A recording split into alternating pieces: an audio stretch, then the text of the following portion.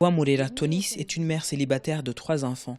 Elle a récemment bénéficié d'une maison neuve avec 64 autres familles vulnérables dans un village modèle situé dans le secteur de Gikomero, l'une des zones rurales de la ville de Kigali. Je suis très contente et ça m'a pris du temps pour réaliser qu'une personne comme moi puisse vivre dans une si belle maison. Avant, je vivais dans une maison plus petite et pas conforme, au point où lorsqu'il pleuvait, il était quasiment impossible pour les enfants et moi d'y dormir. On était constamment inquiets et on ne pouvait rien y faire.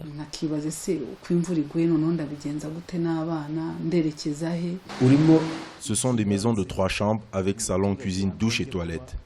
Le village dispose de tout le nécessaire pour que les citoyens puissent bénéficier de tous les services de base. Il y a un marché, une école, un atelier de menuiserie et même un poste de santé.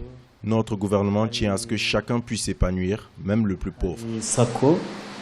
Selon les autorités rwandaises, ceci est un modèle de village et de maison que le citoyen moyen doit habiter à Kigali.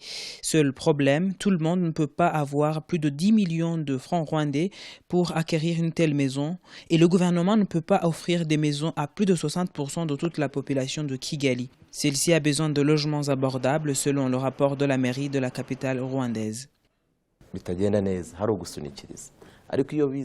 Tout citoyen qui commence la construction d'une maison d'habitation doit se conformer aux normes du plan directeur de notre ville. L'un des problèmes qui se présentent est que cela coûte très cher pour la plupart des Kigalois, mais on collabore étroitement avec les investisseurs étrangers et notre secteur privé pour essayer de remédier à cela.